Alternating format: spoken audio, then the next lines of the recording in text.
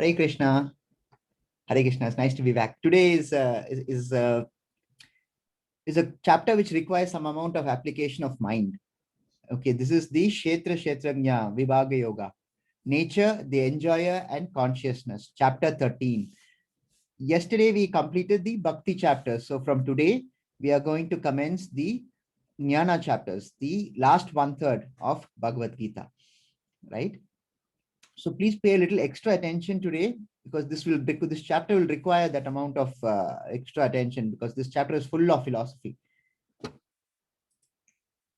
But first, we pay our obeisance to Sri Radha Govinda, the temple deities of ISKCON, Mangaluru, and pay our pranams to our Guru, Namo Om Vishnu Padaya Krishna Prishtaya Bhutale, Srimate Bhakti Vedanta Swaminiti Namine, Namaste Saraswati Devesh Gauravani Pracharine, Nirvishesha Shunyavadi Paschatyadi Sutarine. Jai Shri Krishna Chaitanya Prabhu Nityananda, Shri Advaita Gadadara Srivasari Gaura Bhakta Vrinda. Hare Krishna, Krishna Krishna, Hare Hare, Hare Rama, Rama Rama, Hare Hare. This was what was yesterday's story, right? Chapter 12 recap. We had three distinct divisions in the chapter where the first part dealt with bhakti over impersonalism. Krishna clarifies very clearly that devotional service is superior than meditating upon an impersonal form. And Krishna says with certainty that he is a person and you have to meditate upon him as a person. The next stage that we saw was the progressive stages of devotion, which started off with Ananya Bhakti and then proceeded till renunciation. We saw six levels, of which the last three levels would not lead directly to Krishna, but would only lead to the first three levels. Thereafter, you can then adopt any one of those three levels to approach Krishna. Then the last part of the chapter yesterday was the qualities that endear one to Krishna. We saw the Priya Ashtaka, this is called, because it has 8 slokas in it. And each sloka ends with is dear to me. So we saw all that yesterday in these 8 verses. Today is, as I mentioned, Arjuna is back to asking questions. He asks 6 questions this time, and Krishna answers all the 6 questions in the rest of the chapter. Description of Kshetra, Kshetrajna, and Jnana, process of acquiring knowledge, Neyam, object of knowledge, Prakriti and Purusha and their inter-se relationship, the vision of knowledge. So all this, by the end of this chapter, hopefully it will make more sense to you, right? So let's start. Before that, let us explain this question first. Why are chapters 13 to 18, Jnana chapters, required when Bhakti Yoga is already been declared to be the ultimate? If Bhakti is the culmination, why is Jnana presented in the last 6 chapters? So what is the answer for this? Let's see. In truth, the entire Bhagavad Gita is Bhakti. The first 6 chapters discuss how to achieve Bhakti through work. The last 6 describe how to achieve it through knowledge. And the middle 6 describe Bhakti itself.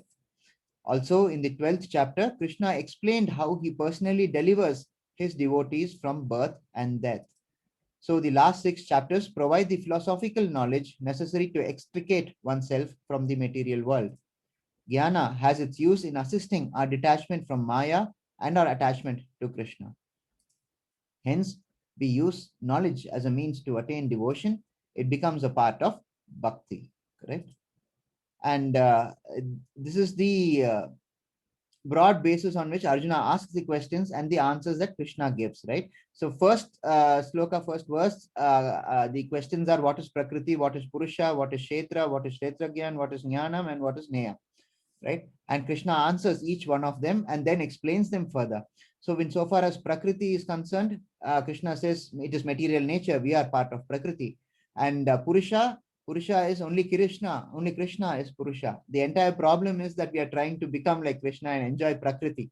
You will all remember why we are stuck here, isn't it? That's the reason why we are all here. And then Kshetra is the field. Field, Krishna says, is the body. Our body here is the field. And previously I had mentioned about why we are stuck here. Let's see. Let's just run a quick poll and see if you are all recall what was the reason that we are all here. Which I have to stop share, I guess. Yeah, let's just run a quick poll. What is the reason what is the reason for the soul to be separated from Krishna? There's a small twist in the answers, so please be careful.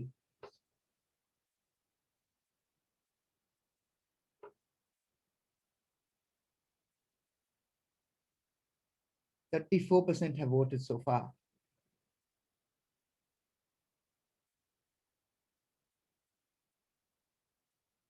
I'm finding the results a little interesting. Okay.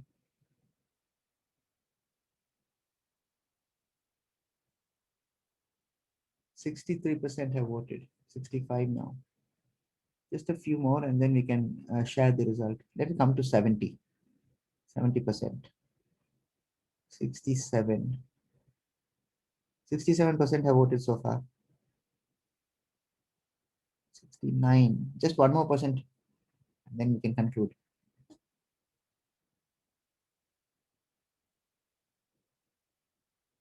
Yes, 70%. And we'll stop sharing the poll in 5, 4, 3, 2, 1, 0. Okay. And polling and share results. Right. So predominantly 48%, 45% have got it right, which is envy. Envy is the right answer. But then I find this a little disturbing. Lust, 36% have answered lust. Lust had nothing to do with this. I've never mentioned lust. In fact, in envy and jealousy, both are the same. So I think I can add up these two. So for 45 and 5% is 50. So these two I can add. But then lust, greed, and pride were never in the equation ever. So I find these three a little disturbing. So all right, doesn't matter. So just remember that we are here because of our envy towards Krishna. And that is why we want to have what Krishna has. And Krishna says, all right, you want to enjoy, go ahead, enjoy. Let's see how far it gets you. And then that's how we find ourselves caught in the material nature. Correct? So let's get back to the class.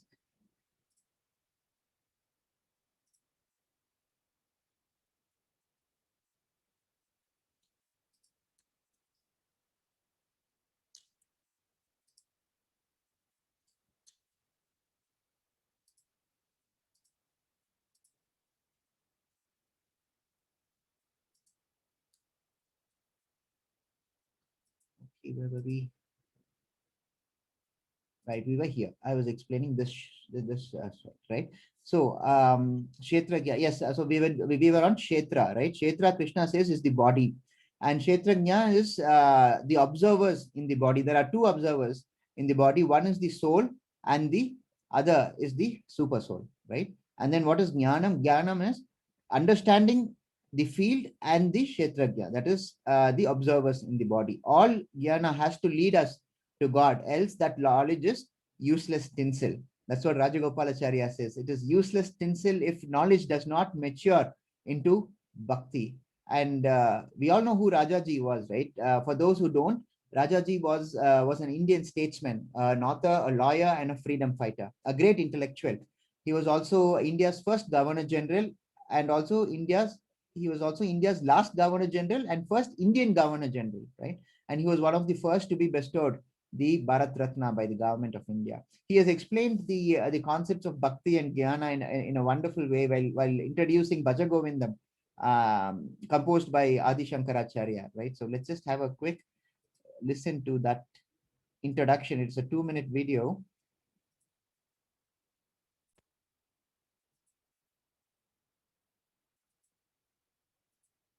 Adi Shankaracharya wrote a number of Vedantic works for imparting knowledge of the self and the universal spirit. He also composed a number of hymns to foster bhakti in the hearts of men. One of these hymns is the famous Bhaja Govindam. The way of devotion is not different from the way of knowledge or jnana. When intelligence matures and lodges securely in the mind, it becomes wisdom. When wisdom is integrated with life and issues out in action, it becomes bhakti. Knowledge, when it becomes fully mature, is bhakti. If it does not get transformed into bhakti, such knowledge is useless tinsel. To believe that jnana and bhakti, knowledge and devotion, are different from each other is ignorance. If Sri Adi Shankara himself, who drank the ocean of jnana as easily as one sips water from the palm of one's hand, sang in his later years hymns to develop devotion, it is enough to show that jnana and bhakti are one and the same. Sri Shankara has packed into the Bhaja Govindam song the substance of all Vedanta and set the oneness of jnana and bhakti to melodious music.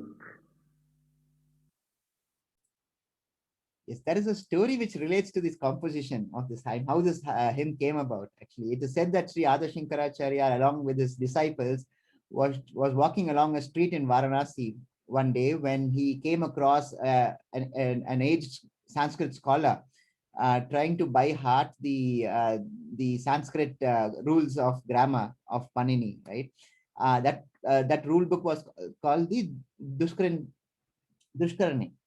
Repeatedly he was actually chanting the rules of the grammar book, right? So taking pity on him, Adi Shankara went up to him and advised him not to waste his time on grammar, but to turn his mind to God in worship and adoration, which is the only way which would save him from the vicious cycle of birth and death. That's how the hymn Bhaja Govindam is said to have been composed on this occasion. Bhaja Govindam means sing or praise or chant the Lord's name. That is exactly what we are saying today. Chant the Lord's name, isn't it? Bhaja Govindam was written by Adi Shankara in his later years. Yes, Adi Shankara did say Aham Brahmasmi, but as pointed out in this speech by Raja Gopalacharya himself, Adi Shankara composed so many verses of bhakti towards his later part of the life that we can say with certainty that bhakti was the mode adopted even to understand Adi Shankaracharya.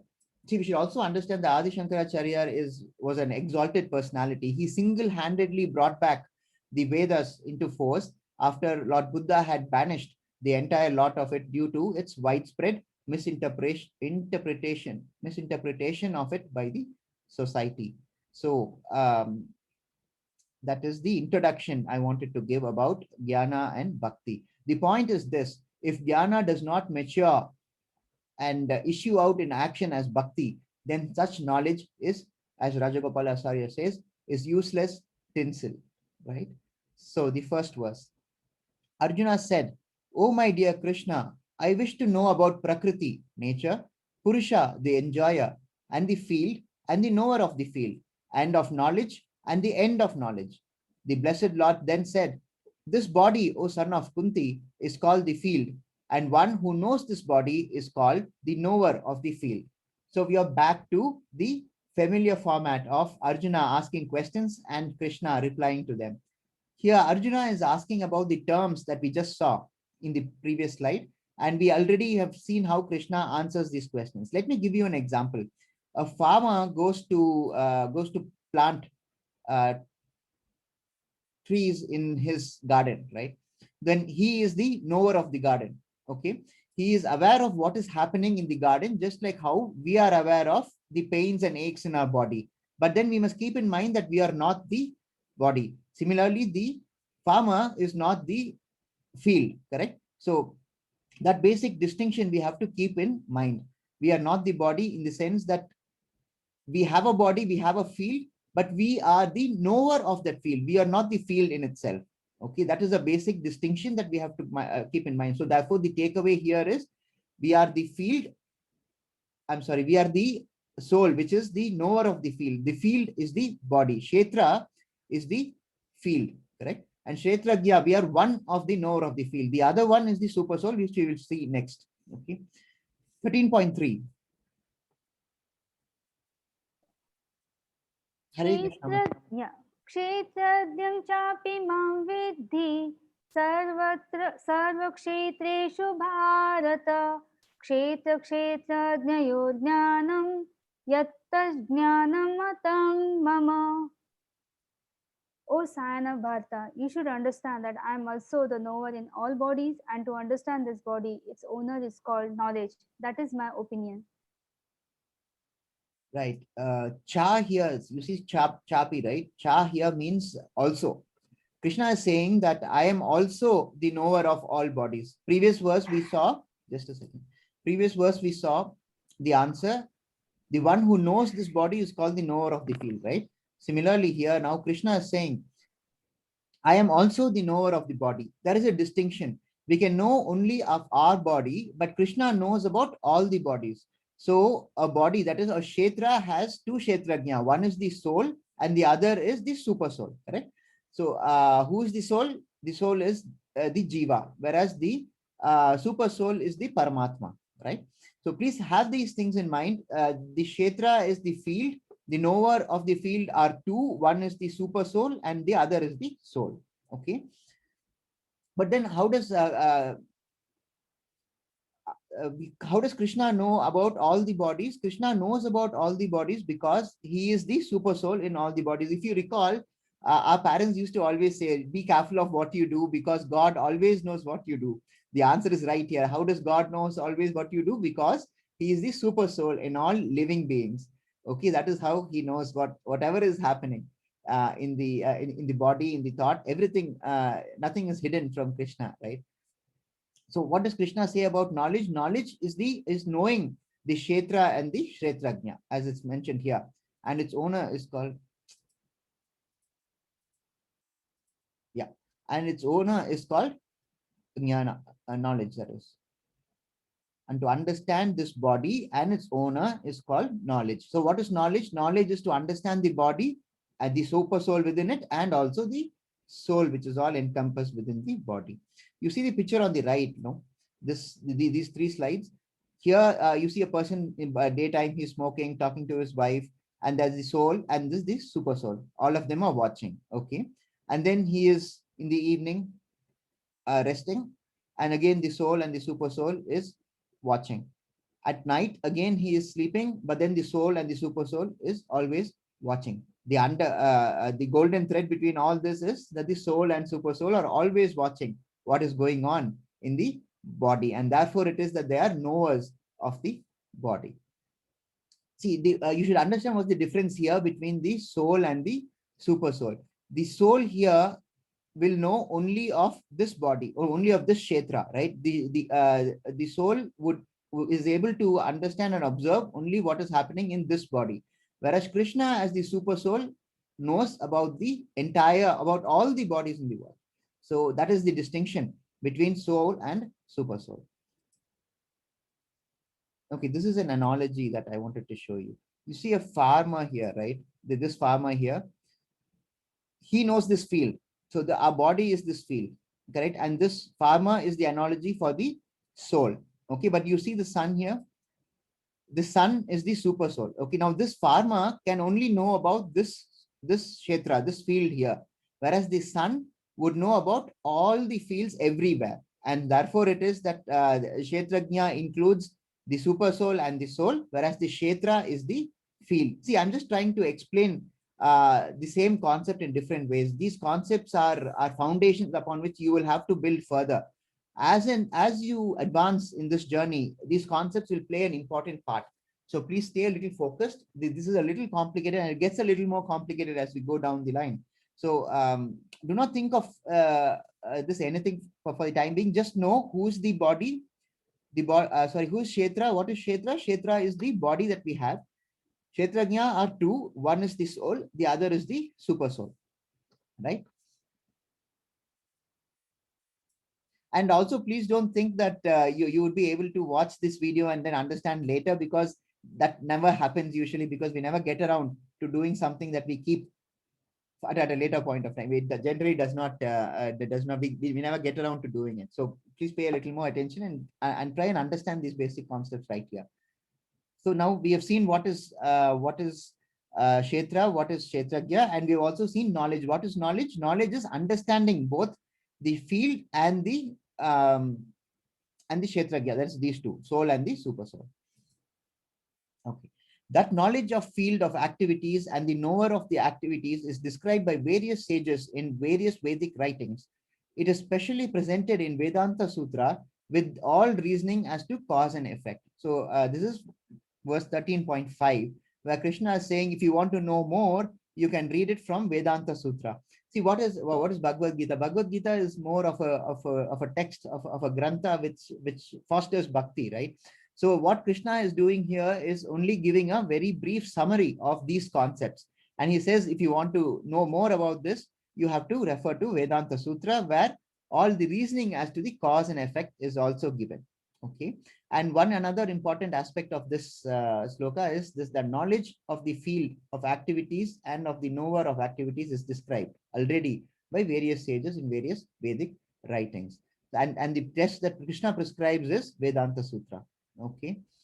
So as I mentioned, what is knowledge? Knowledge is knowing the field of activities and its owner. Okay, now we are going to deal with the Panchakosha. Does anyone here know about the Panchakosha? Quickly, can you post on the chat box if you know what Panchakosha is? Just the 5 elements, if anyone knows, that is. It's an important concept. We probably grew up with this, with these concepts. No one knows what is Panchakosha? Okay, then I'll explain this a little more in detail then. Okay, so Panchakosha is 5 numbers. Oh, there's someone there. Anna Pran Dhyan. Yes, Sripad Prabhuji, very good.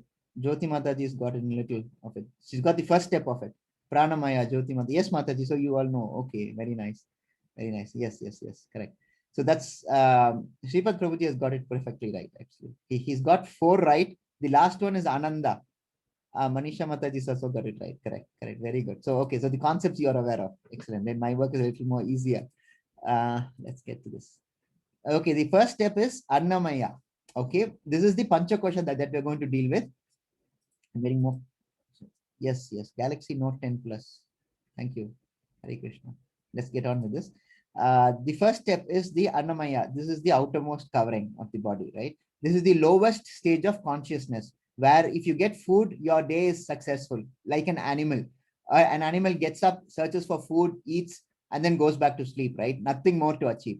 This is that stage where you only focus upon getting food, okay? And then your life is food-centric. I can call it that, food-centric. Then the next level is Pranamaya. Pranamaya is where we have to protect our life also. Self-preservation is also important. You can't go and sleep on a railway track, right? So you need a house, you need financial security, you need to protect yourself, your spouse, your children, and so on, right? So this is Pranamaya. That is the second stage where you take care of others also, and also your own self-preservation. So Annamaya, then the next stage is Pranamaya. After that, once these two are secured, we get to Jnanamaya. Now, Jnanamaya is a dangerous place to be in. See, that is why if you remember what happens to the failed sage on the path of bhakti, he is born either in the family of transcendentalists or wealthy family. Why is he born in a transcendentalist or a wealthy family? Because then these two stages have been crossed automatically, right? There's no problem about food. There's no problem about security. So therefore, he can join immediately at this stage of Jnanamaya. Most of us in today's world can start off from here because we have secured lives, right? So we can actually start off from here. But the problem is this place here is a very dangerous place, as I mentioned. This Jnanamaya is also called as Manomaya.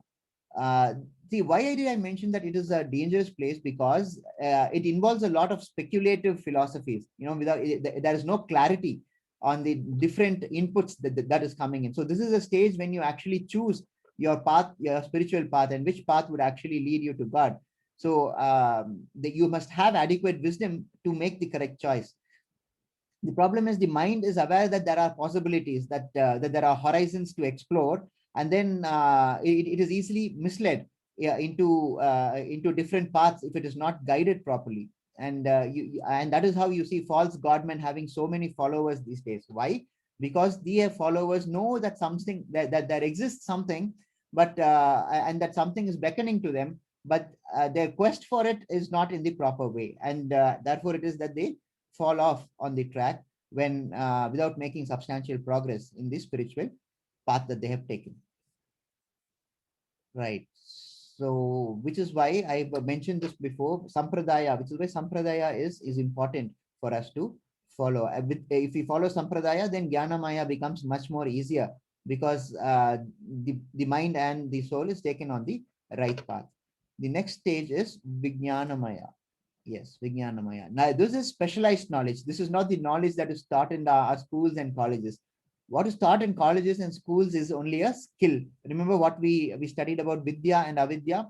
Okay, quickly type in the chat box what is Vidya and Avidya. Okay, just tell me what is Vidya or Avidya. Either, not both, either.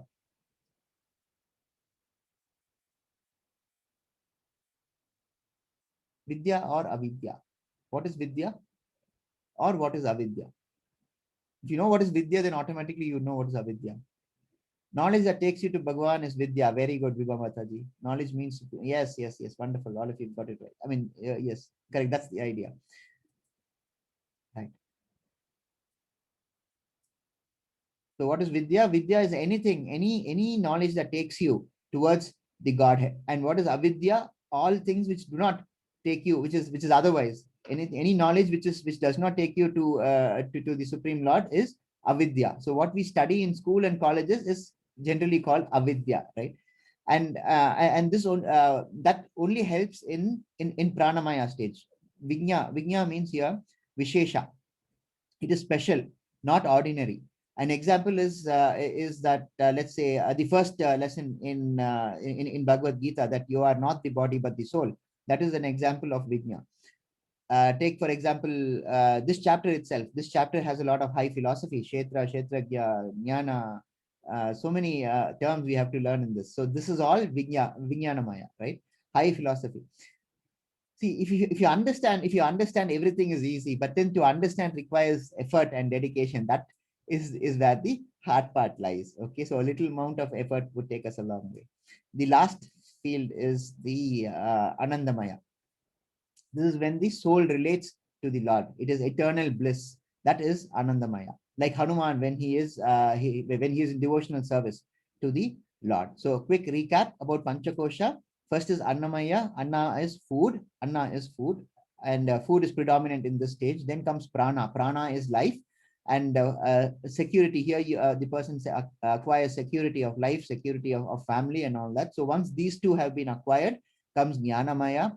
Jnana is knowledge, but not proper knowledge. Then that leads to Vijnanamaya. And eventually we reach Anandamaya. Anandamaya is bliss, sheer bliss. The most blissful state is what is called Ananda. Okay, so that's why this is called Anandamaya. So these are the 5 Panchakoshas, the Panchakoshas. 13.6. This is an important verse.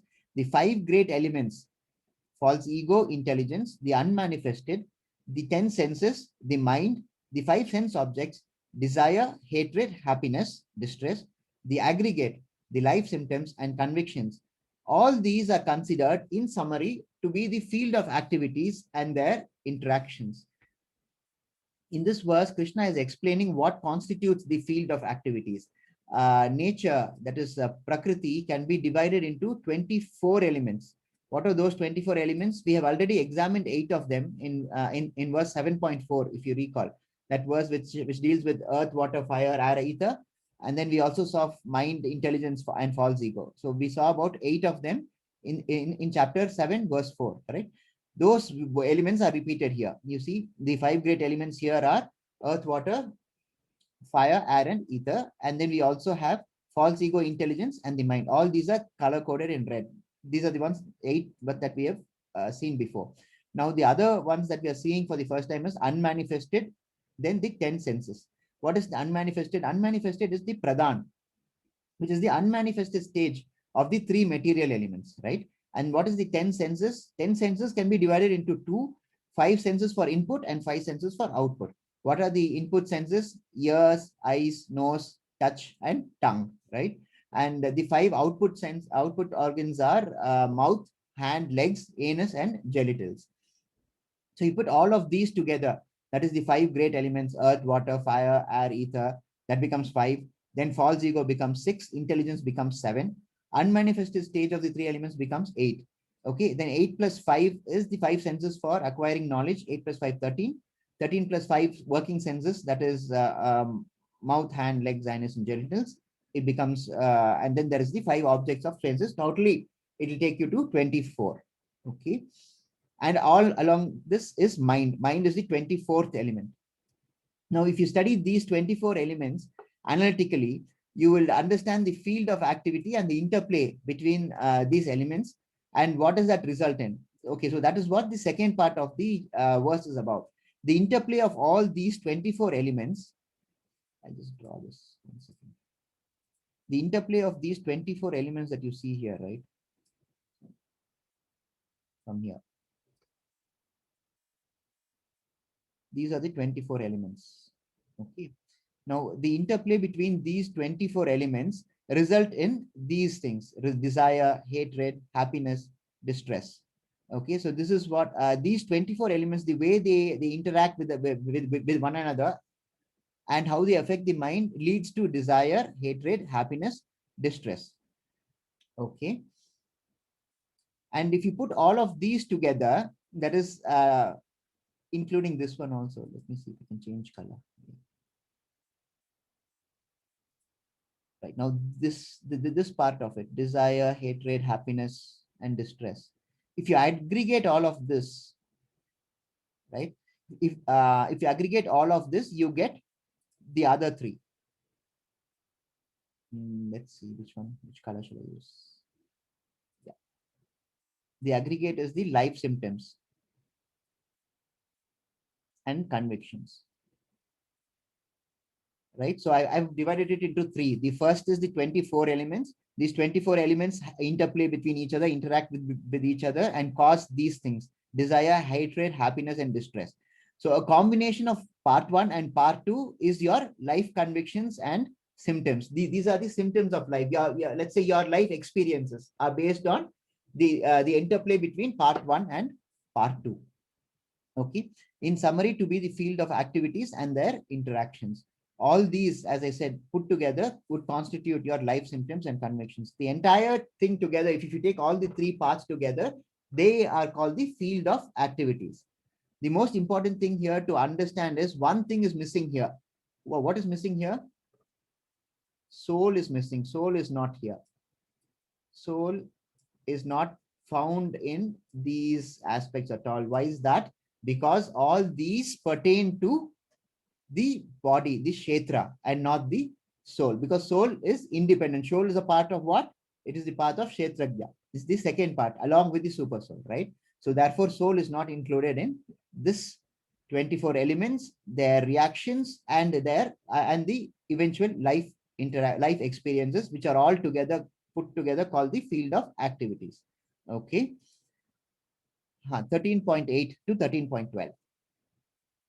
अनावित्वम् अधाम्बित्वम् अहिंसा क्षान्तिरर्जवम् आचार्योपासनं शौचं स्थैर्यम् आत्मा विनिग्रह इन्द्रियार्थेषु वैराग्यम् अनहंकार एव च जन्म मृत्यु जरा व्याधि दुःख दोषानुदर्शनम् आसक्तिरनभिष्वङ्ग पुत्रदारगृहादिषु नित्यं च समचित्तत्वम् इष्टानिष्टोपपत्तिषु मायि चानन्ययोगेन भक्ति अव्यभिचारिणी विविक्तादेशसेवित्वम् आराति जनसंसदि अध्यात्मज्ञानानित्यत्वं तत्त्वज्ञानार्थदर्शनम् एतज्ज्ञानम् इति प्रोक्तम् अज्ञानं यदतोऽन्यथ.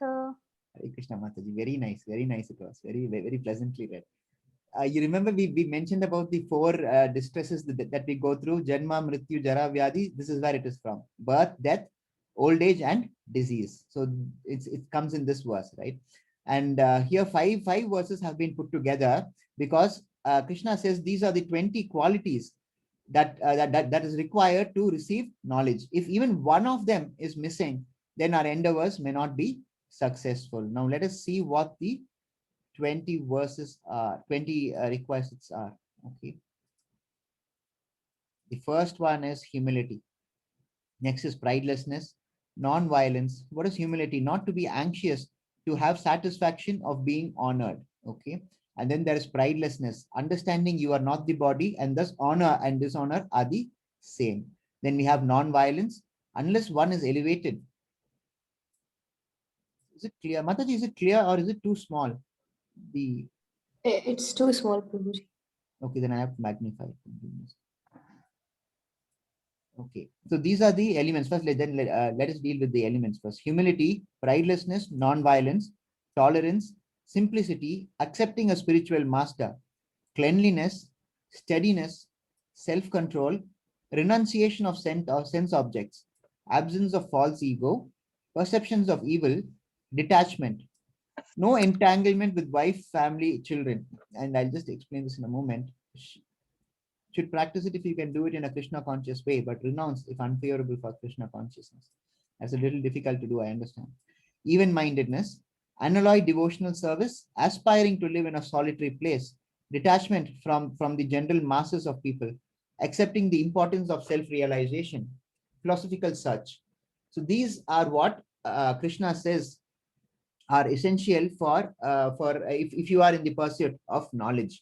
And this would be, of course, circulated. I think it's already been circulated in the PDF form. In the PDF form, I think it will be clearer, because this I wanted to show it all in one slide, but then it appears to have some problem because I'm not able to share it together. So I'm sure you'll all be able to go through it. What is pridelessness? Pridelessness is understanding you are not the body, and thus honor and dishonor are the same. Non-violence is unless one elevates people to spiritual knowledge, one is practicing violence. Tolerance is be practical to bear result and dishonor from others, and so on and so forth. I'm sure you'll be reading it anyway. Okay, so let's proceed. 13.13. I shall now explain the knowable, knowing which you will taste the eternal. Brahman, the spirit, beginningless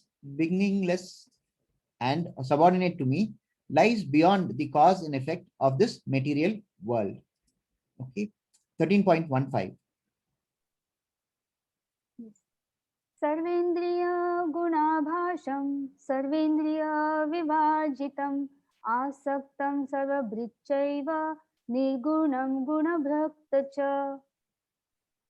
The super soul is the original source of all the senses, yet he is without senses. He is unattached, although he is a maintenance of all the living beings. He transcends the modes of nature. At the same time, he is the master of all modes of material nature. The previous verse is an introduction of sorts to the next verse, right? Now, what Krishna is saying is that I'm going to explain the knowable, and once you know that, you will taste the eternal, right? To taste the eternal. And what does Krishna say here? Yes, Krishna says that the super soul is the original source of all senses.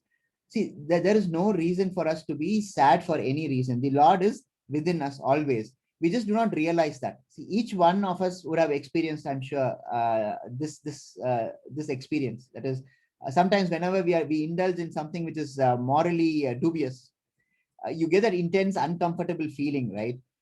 Where's that feeling coming from? That is the super soul speaking to you not to do it. So God is always within us. He's always watching what we are doing. We've also read verses where Krishna says that he is the original source of everything. Remember, for example, in Brahma Samhita, Brahma says Krishna is the source of all everything. Sarva Karana Karanam, right? Brahma Samhita, first verse, chapter 5. In spite of that, Krishna says that the super soul is without senses here. He is without senses. He is unattached, although he is the maintainer of all living beings. Correct? What does that mean? You remember what I mentioned about the droplet on the lotus leaf? Consider this like that. Being there, but also not being there. This entire verse you have to take in that spirit. He is maintainer of all living beings, but he is unattached. He is never attached. Krishna is never attached to anyone unless you become his devotee. Then things are different. He is also the master of the material senses, but he transcends them because these material natures don't bind Krishna. Karma does not bind Krishna, right? So it is that Krishna is clarifying here that he is the master of all modes of material nature. 13.16. The supreme truth exists both internally and externally, in the moving and non-moving. He is beyond the power of the material senses to see or to know. Although far, far away, he is also near to all. Some verses of Bhagavad Gita may appear to be contradictory, but they are very profound and would require years of study to appreciate the hidden meaning. See, nothing in Bhagavad Gita or Vedic philosophy is contradictory to each other. They all say the same thing in one voice. This verse, for example, is an example for that. Krishna has already mentioned that he is everything, right? Sarva Karana Karanam, that he is beginningless and that he is endless and that he is the creator of everything. Now, if you look at it from that point of view, then there is no problem. This verse becomes easily understandable. Krishna is saying here that he is everything, right? Therefore, it is that he is also the internal and the external. He is also in the moving and also in the non-moving. He is also beyond the power of material senses to know and to see. And although far, far away, he is also very near to all. See, Goloka Vrindavan is obviously very, very far away, right? But he is also near to all of us. How is he near to all of us? By being part of the super soul, by being the super soul in our hearts. And therefore it is that he is near, even though he is far. Correct? He is internal as well as he is the external. He is in the moving as well as in the non-moving. 13.18. He is the source of light in all luminous objects. He is beyond the darkness of matter and is unmanifested. He is knowledge. He is the object of knowledge and he is the goal of knowledge. He is situated in everyone's heart. Now, Krishna here is the source of light. You see this light here, right? So I just put up a little animation here. So Krishna is the source of light. He is the light. Light here means knowledge, and he is also the light rays, right? The object of that knowledge. And its goal. What is the goal? It comes here, right? The light illuminates this field here, and this person observes that light. This child observes that light, right?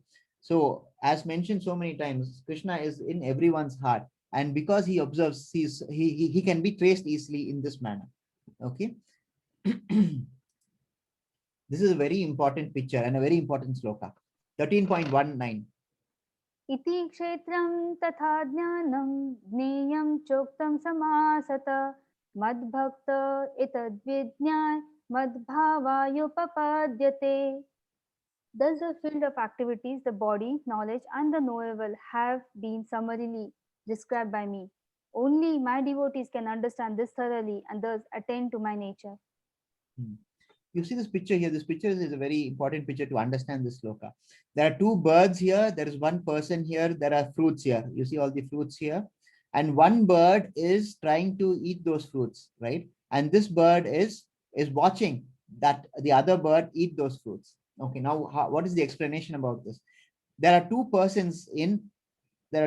components in our body. That is the soul and the super soul. Correct. The soul is the one which is hankering after, which tries to experience these fruits. Okay. So this is the super soul. The super soul merely watches the soul experience the fruits of our everyday life.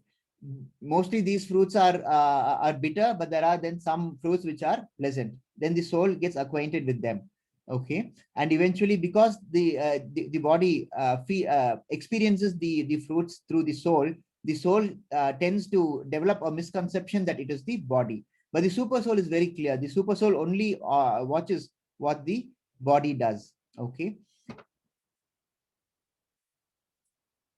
So this picture, if you understand you've understood the entire chapter. The super soul always watches the soul. It does not interact with the outside elements, whereas the soul interacts through the body and it experiences these fruits.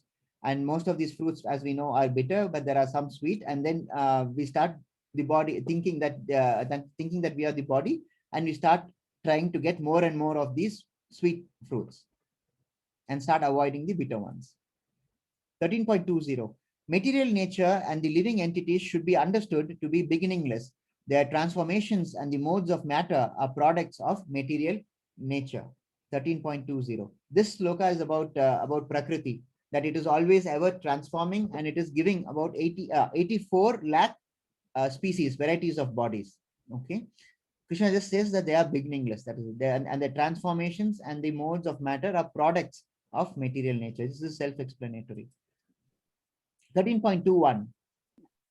कार्यकारणकर्तृत्वे हेतुप्रकृतिरिकुच्यते पुरुष सुखदुःखानां भोक्तृत्वे हेतुरुच्यते. Nature is said to be cause of all the material activities and effects, whereas the living entity is the cause of the various sufferings and enjoyments in this world. Now, in the previous verse, I told you about the 84 lakh varieties of bodies, right? Where do we get those bodies from? This verse is the answer. Nature is said to be the cause of all material activities and effects. Okay, so this is nature. This is important. Just a second. Okay, so what is nature?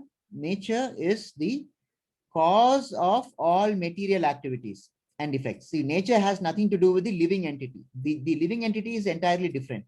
Okay, the first line defines what is nature. What is nature? Nature is the cause. It causes the material activities and effects.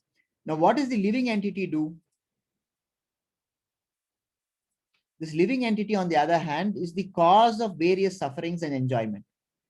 So who is the cause of suffering? We are the cause of sufferings and enjoyments. It is we who label an experience as suffering and as enjoyment. Nature only creates an experience. It doesn't label it. It is we who are labeling it. See, for example, in this picture, a person is eating like a pig. So be careful, a body of pig is getting ready for you in the next Janma, right? So we have to be careful about how we experience things and how we label them. 13.22. Purushaha prakritisто hi bhunte prakritijan gunan karanan guna sangosya sad asadyoni janmasu. The living entity in material nature thus follows the ways of life, enjoying the three modes of nature. This is due to his association with that material nature. Thus, he meets with the good and evil amongst various species. This picture is relevant because it's sort of an indication of the 84 lakh species that I was talking about, and the soul transmigration from it transmigrates from one body to another. Eventually, you get to being a human, right? You get the power of rational thought. So this journey is what is mentioned in this sloka. And this depends to a large extent on the sangha, that is the association of people that you are associated with. That's why sadhu sangha is given a very important place in the spiritual path. For example, if air passes through a rose garden, there is fragrance in the air. Similarly, if the air passes through a dirty place, then the air stinks. Now, the air is the same. The soul, the air here is the soul, right? The soul is the same, like the air. It doesn't have any specific characteristics of its own, but then the circumstances it is in creates that flavor for the soul. Therefore, it is that sangha is very important. And what regulates circumstances? Karma. So it is that we have to consciously act in a way that we create good karma, or the best way is, of course, not to create any karma. We saw the three divisions: akarma, vikarma, and karma. Correct? Three things: karma, akarma, and vikarma. What is akarma? Akarma is what we should be doing, because akarma does not give rise to any karma. 13.23. Upadrishtanumanta cha bharta bhokta maheshwara paramatma meti chapyukto dehismin purusha para. Yet in this body there is another, a transcendental enjoyer who is the Lord, the supreme proprietor who exists as the overseer and permitter and who is known as the super soul. This verse gives the function of the super soul. The Paramatma does two things. Paramatma does two things. What is this? Upadrashta and Anumanta. Upadrashta and Anumanta. Upadrashta is just observing all the activities of the body, including the thought, and Anumanta is being the permitter of the body to is the permitter, right? And basically just understand this, that there are two functions of the super soul who is sitting in the heart. One is Upadrashta. Upadrashta is, as I mentioned, observing, and Anumanta is permitting. So these two concepts, if you understand for this stage, it is sufficient. 13.24. One who understands this philosophy concerning material nature, the living entity, and the interaction of the modes of nature is sure to attain liberation. He will not take birth here again, regardless of his present position. What is Krishna saying here? He is saying what is the effect of understanding these aspects. Krishna says if we understand what is mentioned in this chapter, we will not take birth again.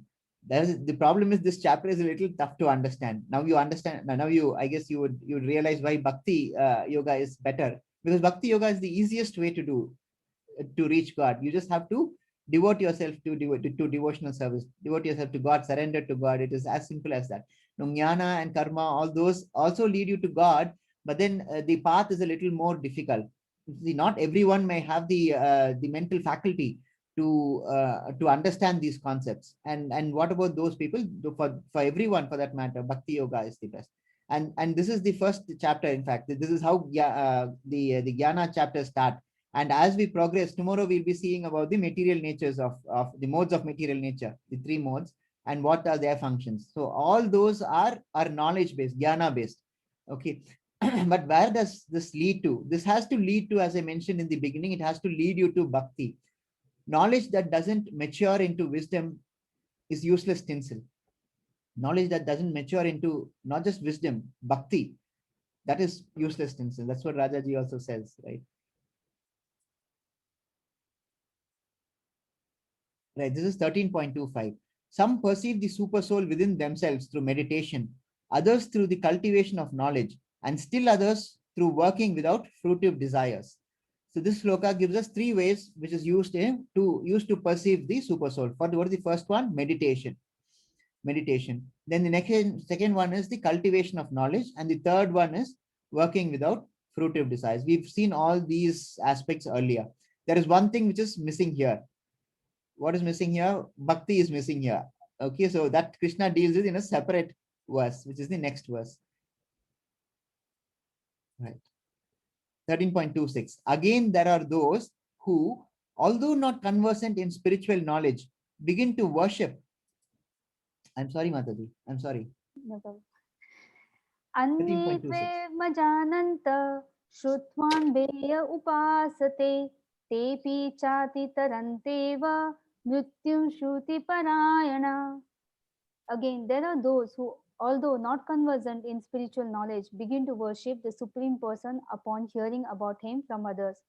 Because of their tendency to hear from authorities, they also transcend the path of birth and death. Straightforward verse, because here Krishna is saying if you even listen to Bhagavad Gita, it is more than sufficient for you to break the cycle of birth and death. The point here is worship, which is why it is in red. Krishna says about bhakti here specifically. Even though it's a jnana chapter, specifically he refers to bhakti. We are back to devotional service through worship. Without knowing anything, for example, you don't have to know anything. The first thing that is mentioned in the Bhagavad Gita is that you are not the body, but you are the soul. You may not know it. All right, it doesn't matter. You may not know any of the principles that the Bhagavad Gita has so far been dealing with, right? But if a person simply begins to worship the Supreme Person, that is good enough.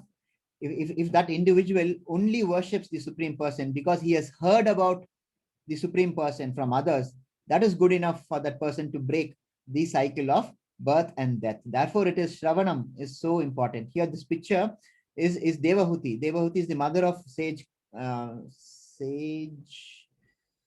Devahuti is mother of sage Kapila, correct? Yes. So this is Kapila. Kapila is here delivering a discourse, and she's just listening to him, and she got she was liberated. So Shravanam, that's why Shravanam is so important in the devotional path. O chief of the Bharatas, whatever you see in existence, both moving and unmoving, is only the combination of the field of activities and the knower of the field. Right? Now we have seen what is the field of activities. You remember those 24 elements, and then their interaction which lead to desires, happiness, sadness, and then they all cause they all together are the field of activities, correct? And then who's the knower of the fields? They are the two knower of fields. One is the soul, the other is the super soul. Now, whatever you see in existence, both moving and non-moving, is a combination of these two things. That is the field of activities, and then how they interact with the knower of the field. That is the soul and super soul. this sloka and the next one are important. 13.28. Samam sarveshu bhuteshu tishtantam parameshwaram vinashatsva vinashantam yah pashyati sapashyati. One who sees the super soul accompanying the individual soul in all the bodies, and one who understands that neither the soul nor the super soul is ever destroyed actually sees. Samam sarvesu bhutesu. This is a very important concept. We have seen this concept already in chapter 5, verse 18, where Krishna says that the person who sees, who treats a learned Brahmin, a dog, an elephant, and a dog eater in the same way is said to be liberated. Correct. So that is the same concept which is mentioned here again. Samam sarvesu bhutesu. That is one who treats all equally. One who sees the super soul accompanying the individual soul in all bodies. Okay, so all bodies we have to realize have super soul and the soul. And one who understands that neither the soul nor the super soul is ever destroyed actually sees. We have seen this aspect also, that neither the soul, that the soul is not destroyed, we have seen in chapter 2. Now we see that the super soul is also never destroyed, right? Okay, so next slide is this. 13.29. One who sees the super soul in every living being and equal everywhere does not degrade himself by his mind. Thus, he approaches the transcendental destination. There is a story of Shankaracharya, which is relevant here, Adi Shankara. We are dealing with Adi Shankara second time today. Okay, so the story is like this. His guru gave him a banana, gave him, I mean, to say the entire class a banana. There are several other students also. And the guru tells the disciples, go and eat this where God does not see you, when God is not looking, or when God is not noticing, right? So the next day, all of the students came back having eaten the bananas, but Shankaracharya has not eaten the banana. And the guru asked the other students, how is it that you have eaten the banana? And the students explained, I went into a room and I switched off the light and God was not able to see, so I ate it. Another student gives an example, I climbed a tree and then God was not there, so I ate it and he did not see me eating. And then Shankara then gives the real picture that God is within me and he's always watching me. So how is it that I can eat anything? How is it that I can do anything without him knowing? And that was the greatness of Shankaracharya. Even when he was a young boy, I think he took sannyas when he was 8 years old, correct? Now, even then, that amount of wisdom was there. And this, as I mentioned earlier in the class, this the credit of restoring the Vedas after Lord Buddha had I wouldn't say destroyed, had dispelled them entirely from the society because of the misinterpretation which was in vogue at that time in the society. Shankaracharya was the one who single-handedly brought back the entire system of Vedas. Therefore, it is that he is a very exalted personality. Right. And this is an interesting sloka. 13.30.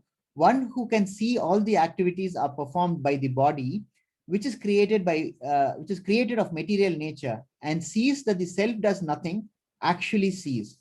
So this the figure here is easier to, it'll be easier to explain this by this figure. You see here, this is the soul. Okay, this is the body which the soul is looking at, and then the super soul is watching both the body and the soul, right? Now what happens is, let's assume you're put into a big robot. Okay, this is that robot, and you're seeing through the camera of the robot. Okay, same, the soul is seeing through the eyes of the body, but the soul is not the body. We have to keep that in mind, right? It is just sitting inside the body. The Paramatma, of course, is watching all this. So what happens is, the more and more the soul looks at the robot, it starts to think that the robot is itself, right? And is thus misled, and that foundational fact that the soul is not the body is forgotten. And that is something that we have to guard against. That is what is mentioned in this sloka. One who sees that all activities are performed by the body, which is created by the material nature, and sees that the self does nothing. The self here is the soul. Self does nothing, actually sees. The sky, due to its subtle nature, this is 13.33. Another analogy, the sky, due to its subtle nature, does not mix with anything, although it is all pervading. Similarly, the soul situated in Brahman vision, does not mix with the body, though situated in the body. The sky here is given as an example. The sky is everywhere, but it does not mix with anything else, right? Likewise, those situated in the body, the soul does not become the body. The soul is independent of everything. That is a basic concept that we saw in chapter 2. You would have noticed that Bhagavad Gita throughout has maintained the distinction between soul not being the body, right? And warns us of the dangers of forgetting this distinction. What happens if you if you forget this distinction? You think the body is the one which is enjoying, and you identify yourself with the body, and that is the cause of many, many miseries. 13.34. O son of Bharata, as the sun alone illuminates all this universe, so does the living entity, one within the body, illuminates the entire body by consciousness. 13.35. One who knowingly sees this difference between the body and the owner of the body and can understand the process of liberation from this bondage has attained to the supreme goal. Therefore, again, what Krishna emphasizes in the last 2 verses of the chapter is to keep in mind the distinction between the soul and the body. And with that, we conclude the chapter right on the dot. 7:01 time is. Okay, so the summary of chapter 13, Arjuna's 6 questions we have adverted to. Krishna has answered what is Kshetra. What is Kshetra? Kshetra is the body. What is Kshetrajna? Soul and the super soul. And we also saw what Jnana is. What are the processes of acquiring Jnana? We also saw what is Neyam, which is the object of Jnana. The Prakriti and the Purusha. What is Prakriti? Prakriti is the nature. Purusha is what? Purusha is Krishna himself, God, and who is the supreme enjoyer. And we saw in the ending verses the vision of knowledge. And let's conclude this chapter with our usual pranams to our gurus.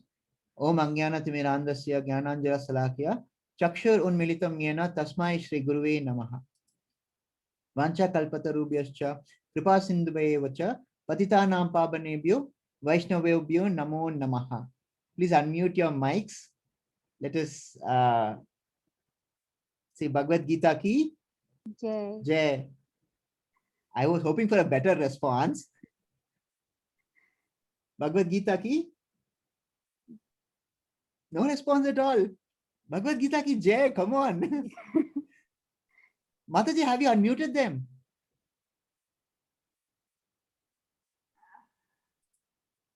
Okay, allow participants. I've allowed them to unmute. Okay, Hare Krishna. I think they were muted. Okay. Okay, Bhagavad Gita ki? Jai. Bhagavad Gita ki? Jai. Very nice, very nice. Hare Krishna. Hare Krishna. Hare Krishna. Hare Krishna. Hare Krishna. Hare Krishna, Prabhuji. Hare Krishna. Hare Krishna. Okay, so that concludes the chapter. Mataji, yes, Ashtakam Kishore Prabhuji is here. Hare Krishna Prabhuji. Hare Krishna, Prabhuji. Hare Krishna Mataji.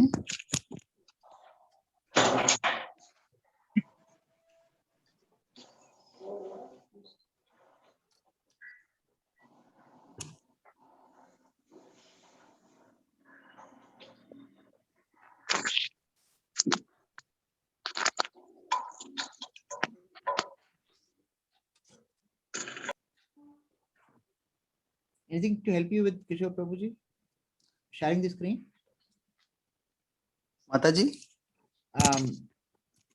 Is Okay. Neha Mataji sharing the screen? Yes, Prabhuji. Okay. Should I share? Yeah, please.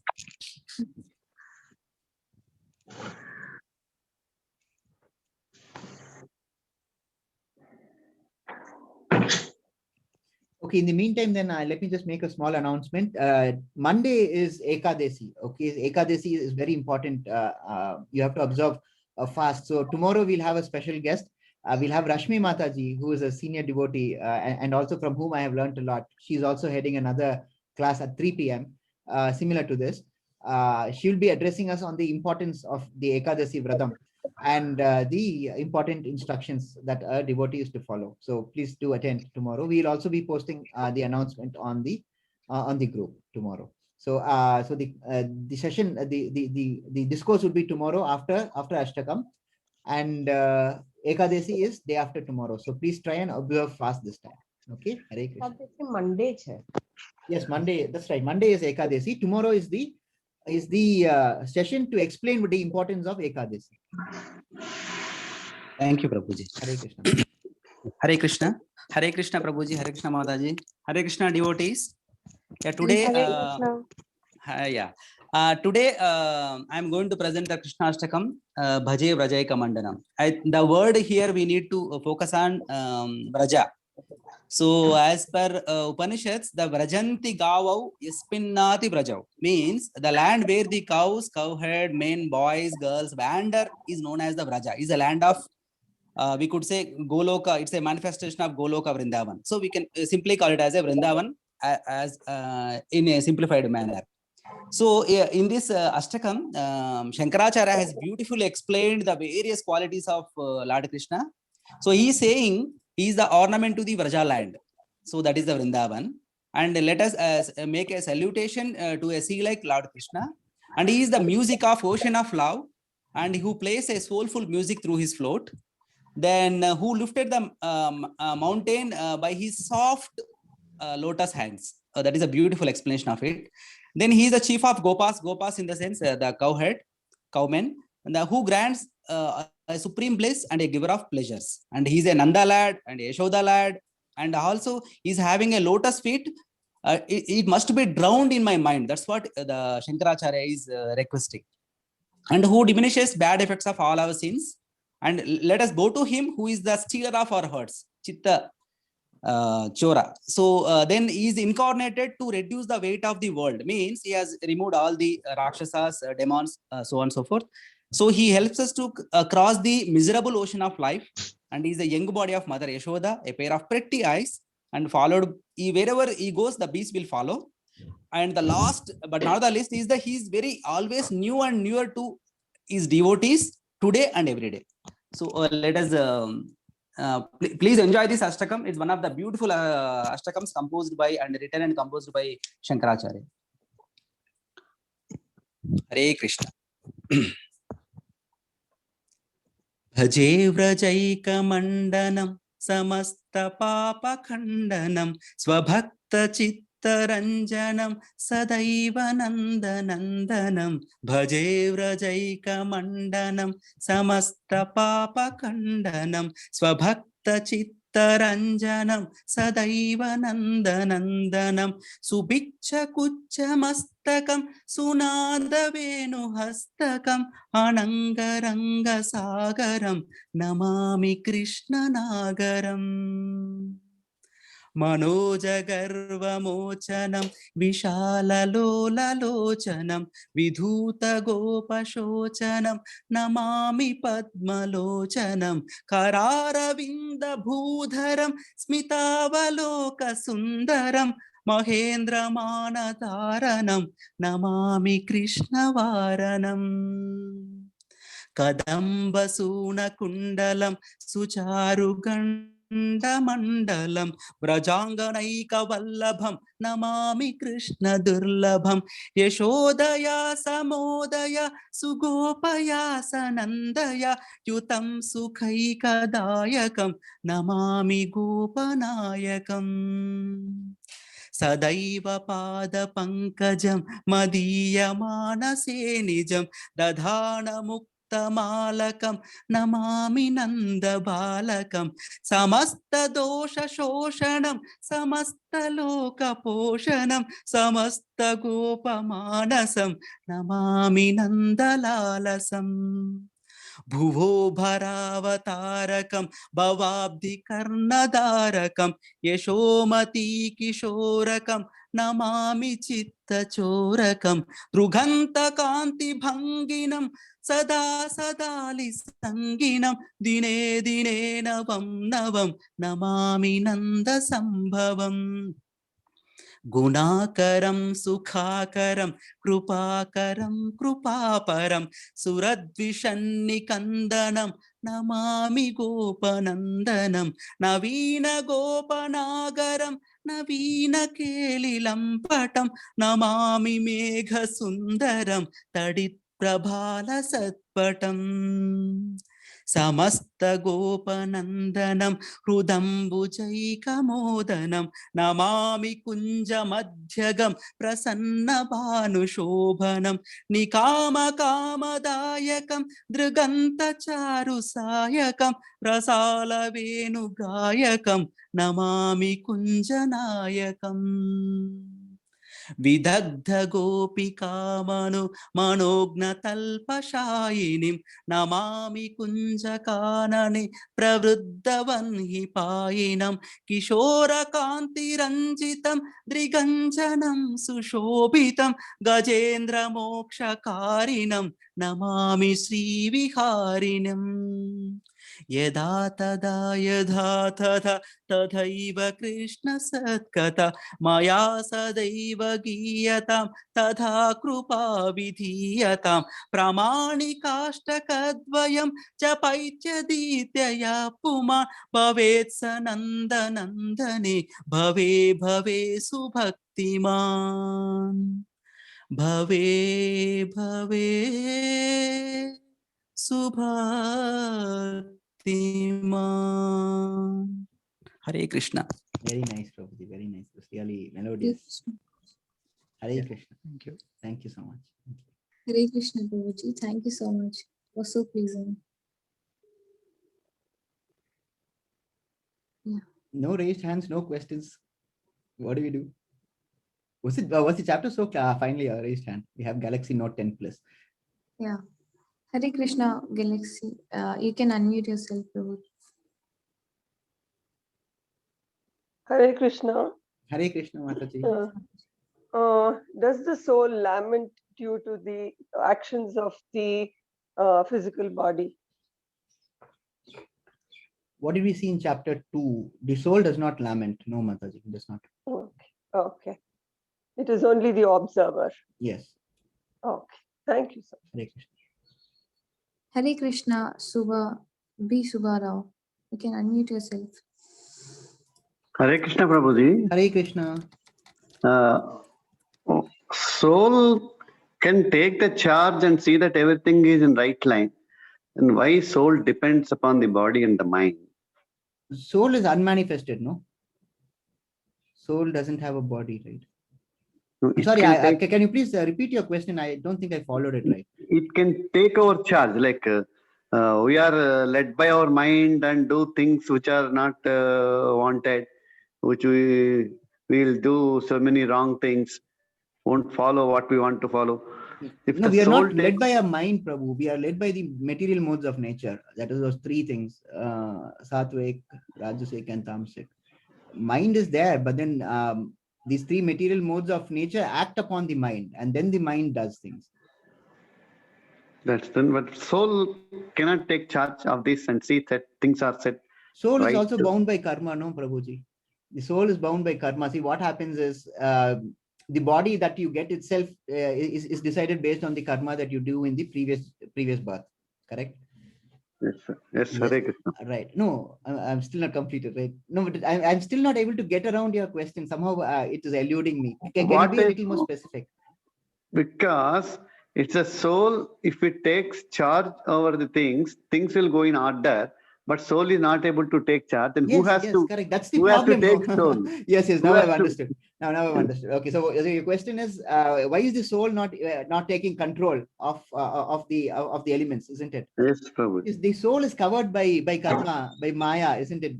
The soul is regulated by the material modes of nature, and therefore it is, Prabhuji, it's not able to take control. See, that is why we say this conduct has to be correct. We should not, whatever karma that we do, it has to be good karma, correct? Because only then would the soul be able to. It is then easier for the soul to take control of the body. Otherwise, then the body acts on its own. The soul then just only is a mere observer. That's why it's all about karma, karma and the activities of the material modes of nature, Prabhu. Then who should take over the charge, Prabhuji? You should do good karma. That is all you can do. So it's all actions. Yes, Maybe. yes, definitely, without a doubt. Actions, but actions, because if see, the actions is secondary, as I mentioned. The first thing to do is, of course, as I mentioned so many times, is to surrender. Okay, now we have assumed that you have surrendered. Okay, then the second aspect that you have to do is those three things I told you about: vikarma, akarma, and this karma. Right? Karma begets two things. It can be either good karma or bad karma. Okay, vikarma are activities which are forbidden. So those things you should not do at all. Now, akarma are things that you do, but which doesn't ensure an action to you. Correct? You remember these three things we studied? Yes. right? Yes, Prabhuji. So, right. Okay. Once you are able to equate those equations of good and bad, then what you have to indulge is in only akarma. Okay. As long as you don't equate this, balance this equation of good and evil, even if you indulge in akarma, it will not help. Therefore, all you have to do is more and more good activities. You have to follow the Vedic principles. But all that I'm saying now is under the supposition that you have already surrendered. Because if you don't surrender, then things will automatically deteriorate. You will not be able to, you will be governed entirely by the material modes of nature. But if you surrender and then you do your sattvic activities, which give you good karma, like you follow the Vedic injunctions, whatever is mentioned in the Vedas, all those give you good karma, right? So if you do that, then you'll be able to get good karma, and good karma will enable the soul to control the body better. I think that answers your question. Eventually, that is what the question was. Final point is, who is that you, Prabhuji? That you, you said you should do karmas. Who is that you? You includes both the soul and the body. But see, two things you should understand. Three things you must understand, right? In today's chapter, one is Kshetra. What is Kshetra? Kshetra is the field of activity, Prabhuji. Correct. Which is that? Which is field the of activity? The field of activity is body. Correct. Very good. So there is one entity called the body. Okay. Yes. Now, who are in the body? Both soul and super soul, Prabhuji. Right. Excellent. Excellent. Now, the super soul does not indulge with these two. Okay. It just observes what is going on. Okay. Now, the soul, acting according to its karmas earlier, interacts with the body and the body issues out in action. Okay. So this you would mean both the soul and the body. But then don't mix up this fact that the body is the soul, because then it will be contradictory. Okay. Soul here means both the body and the soul. Sorry, I'm sorry. When I use the word you, it meant both the body and the soul. The Kshetra and the Kshetrajna, one of the Kshetrajna at least. So here no mind won't come, because usually I find mind takes over the body. And no, mind does. That's correct, Prabhuji. What you're saying is right. Mind is one of the elements. See, there are 24 material elements we dealt with today, right? Yes, Prabhuji. Yes, mind is just one of them. Okay, it may be a more important one, but it is just one of them. There is the it deals with the entire see that is the field of activity, isn't it?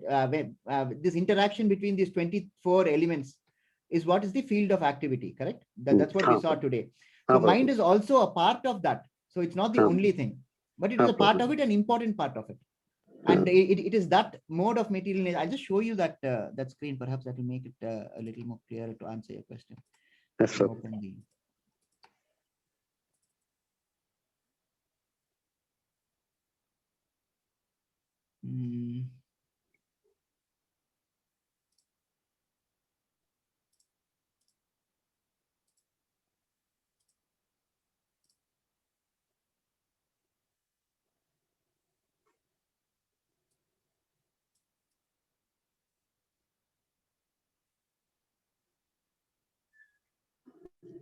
Which one did I want to show you?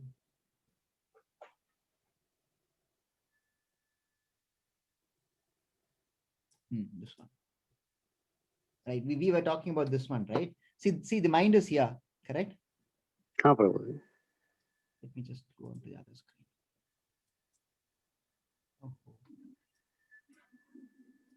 Okay, all right. So we saw all these things initially, the 5 great elements: false ego, intelligence, and mind. These Krishna says in the earlier chapter itself, we've seen are his hidden opulence, right? False ego, intelligence, and the mind. You are concerned with the mind, actually, right? It's not just the mind. There are other things also which are acting upon the mind. The 5 great elements: false ego, intelligence, the 10 senses, the 5 sense objects. All these are also acting on the mind. So it's an interplay of all these. Now, when all these interplay together, what do they cause? They cause desire, they cause hatred, they cause happiness, and they cause distress, right? So this is the first part.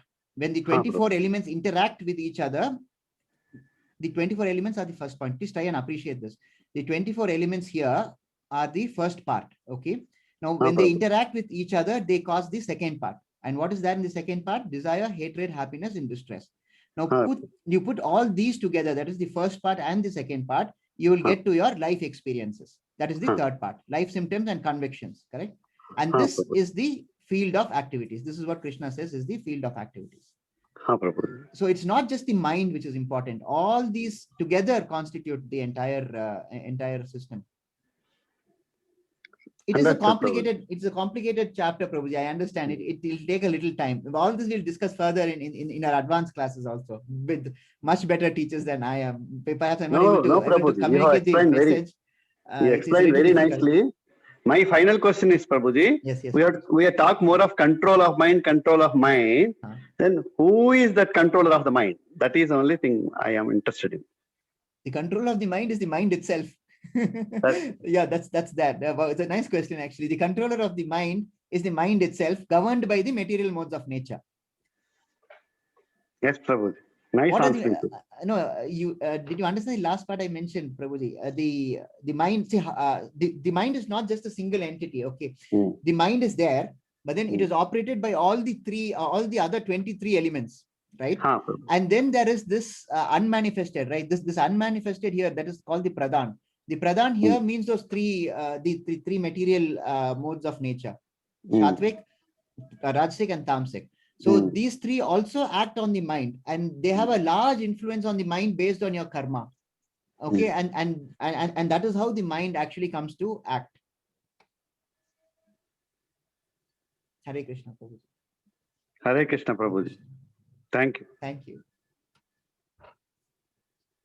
Hare Krishna, Mukesh Prabhuji. You can unmute yourself. Hare Krishna, Prabhuji. Hare Krishna. Yeah, one question. So, who is the person responsible for karma? Is it the body or the soul? The body is impermanent. It is the soul which is permanent. It is the soul which is responsible for karma. Karma always attaches itself to the soul. It travels with the soul. But the doer of karma is the body. Acting through the it's not like that. You can't have perfect distinctions like that. See, soul acts through the body, correct? Yep. So when the soul acts through the body based on its previous karma, it generates further karma. Got it. Okay. Hare Krishna. Thank Prabhuji, you, Prabhuji. there are question in chat box. What does Pancha Kosha mean? Please explain. Pancha is 5, Kosha is sheath. Sheath, like the place where you keep a sword. That's Kosha. So Pancha Kosha means the sheath which contains the 5 elements. For simply it is the body, the Kshetra. The Kshetra is also called the Pancha Kosha, of which the most gross is the, as you said, the Annamaya. Then it gets progressively subtler. Is that answers? Yes, Prabhuji. Next question is, yes. Unmanifested is before the 3 material modes of nature are manifested. They are in the unmanifested form. They are called the pradhan. It is you can just take it to be the 3 material modes of nature. That is, what are the 3 material modes of nature? Rajasic, Sattvic, and Tamasic. That is the unmanifested material modes of nature. This chapter requires more reflection. It's a little hard to understand, but it'll take a little time. So you have to apply yourself. Read the purport. The purport explains it much better than I do. So please, everyone, I just request, as I usually do, 2 things that I always do. One is I request you to chant, and then to read this book, Bhagavad Gita, as it is. The purports there are very clear. They are very easy to understand. Perhaps I'm not able to convey the message clearly in this chapter because of the complicated feature of the nature of the chapter. But then if you perhaps go through the purport, it will make it more easier. Can I get the PDF file of Ashtakam? Yes, certainly. Mataji, please make a note. Yes, You can share it in the group. Lokesh, Sure. Prabhuji, please go ahead. Oh, we have to unmute him. Okay. Hare Krishna, Prabhuji. You can unmute yourself. Hare Krishna, Prabhuji. Hare Krishna. Prabhuji, can you please explain that part again, basically on the super soul? So we said that the 2 objective or the 2 things that the super soul does is observe and permitting. So more on the permitting side, like in what sense, and could you please elaborate that? See, if the super soul is not there, what happens to the soul and the body? They cannot exist. Therefore, it permits. You can take it like that. Okay. Okay. So it's not really connected with what the soul or what the body does. It's No, not no, it's permitting not. in that It's sense. not. No, it's not permitting in that sense. It just observes. It regulates it. I can put it slightly in a better way. Let's say it offers guidance at important stages. Okay. And you would actually hear those guidance, but then we choose to ignore it most of the times. But then not at every time. You can't hear the soul. You can't hear the super soul at all stages. But at important stages, it does speak to you. It does speak to you. And permitting means it's not permitting. Let's see what the book itself says. Okay, let's see what the book says. I think I can share it here on the screen itself. 6th chapter is not there in the link sent of discourse of Namanishta Prabhuji. 6th chapter is not there. Okay, we can get it to you, not a problem. We can post it from another batch perhaps. Mataji, please make a note of it. Galaxy Note 10 is saying that the 6th chapter is not there. Okay, now let me go to this verse. Which verse was that? Permitter, right?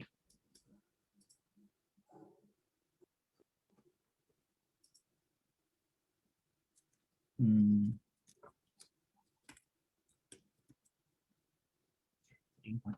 3 BG.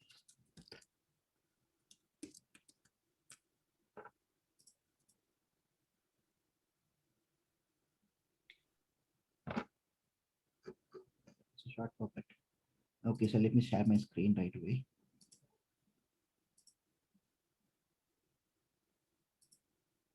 Okay, so it's visible? Yes, Prabhuji. Yeah. So this is the verse that you are referring to, isn't it? Yet in this body there is another, a transcendental enjoyer who is the Lord, the supreme proprietor, who exists as an overseer and a permitter, correct? This is what you are wanting to know. What is the role of the permitter, right? Now let's see what Srila Prabhupada is saying. It is stated here that the super soul, who is always with the individual soul, is the representation of the Supreme Lord. He is not an ordinary living entity. Because the monistic philosophers take it, the knower of the body, to be one, they think there is no difference between the super soul and the individual soul. To clarify this, the Lord says that he is represented as the Paramatma in every body. He is different from the individual soul. He is para, transcendental. The individual soul enjoys the activities of a particular field, but the super soul is present not as a finite enjoyer, nor as one taking part in bodily activities, but as the witness, overseer, permitter, and supreme enjoyer. His name is Paramatma, not Atma, and he is transcendental. It is distinctly clear that Atma and Paramatma are different. The super soul, the Paramatma, has legs and hands everywhere, but the individual soul does not. And because the Paramatma is the Supreme Lord, he is present within to sanction the individual souls desiring material enjoyment. So this is what the permitter is meaning. He is present within to sanction the individual souls desiring material enjoyment, which is why we are here, isn't it? We are here because of the envy, the need to, the desire to experience the enjoyment, and that is why we are here, isn't it? But anyway, let's read further. Without the sanction of the Supreme Lord, the individual soul cannot do anything. The individual is Bhukta, or the sustained, and the Lord is the Bhokta, or the maintainer. These are innumerable living entities, and he is staying them in as a friend. The fact is that every individual living entity is eternally part and parcel of the Supreme Lord, and both of them are very intimately related as friends. But the living entity has the tendency to reject the sanction of the Supreme Lord and act independently in an attempt to dominate nature. And because he has this tendency, he is called the marginal energy of the Supreme Lord.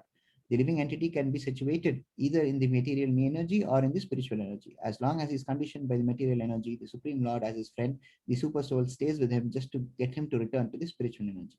The Lord is always eager to take him back to the spiritual energy, but due to the minute dependence, the individual entity is continually rejecting the association of the spiritual life. This misuse of independence is the cause of material strife in the conditioned nature. The Lord, therefore, is always giving instructions from within and without. So this is what I was telling you about. The Lord, therefore, is always giving instructions from within and without. So the super soul is the one which is giving you instructions. From without, he gives instructions as stated in the Bhagavad Gita, and from within, he tries to convince the living entity that his activities in the material field are not conducive to real happiness. Just give it up and turn your faith towards me.